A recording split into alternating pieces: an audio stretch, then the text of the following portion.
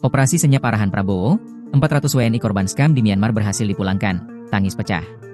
Sebanyak 400 warga negara Indonesia, WNI, yang menjadi korban eksploitasi penipuan daring di Myanmar telah berhasil dikeluarkan dari wilayah konflik Myawaddi.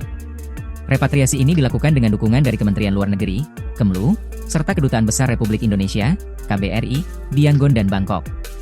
Berdasarkan keterangan resmi, Kemlu RI, Selasa, 18 Maret 2025, para WNI tersebut diseberangkan dari Myawaddi, Myanmar, ke kota Mae Sot di Thailand melalui 2 ND Friendship Bridge di perbatasan kedua negara tersebut pada Senin, 17 Maret 2025. Para WNI yang berhasil dievakuasi dari Myawaddi tersebut berasal dari 21 provinsi.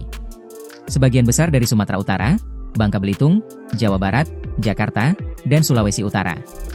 Ratusan WNI yang berhasil diselamatkan ini terdiri dari 313 laki-laki dan 87 perempuan, 5 perempuan diantaranya sedang hamil.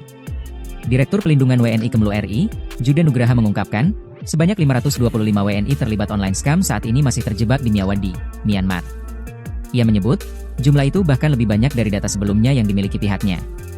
Namun saat ini, masih ada sekitar 154 WNI lagi yang akan dipulangkan ke tanah air, karena jadwal kepulangannya berbeda-beda. Terungkap, pemulangan WNI ini merupakan arahan dari Presiden Prabowo Subianto.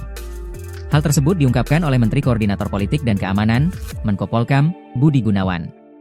Budi Gunawan menuturkan, Presiden Prabowo kerap mendengar kabar mengenai WNI yang diperlakukan di luar kewajaran. Mendengar hal tersebut, Prabowo kemudian memerintahkan secara cepat memulangkan WNI yang berada di luar negeri, yang pergerakan itu identik dengan istilah Operasi Senyap.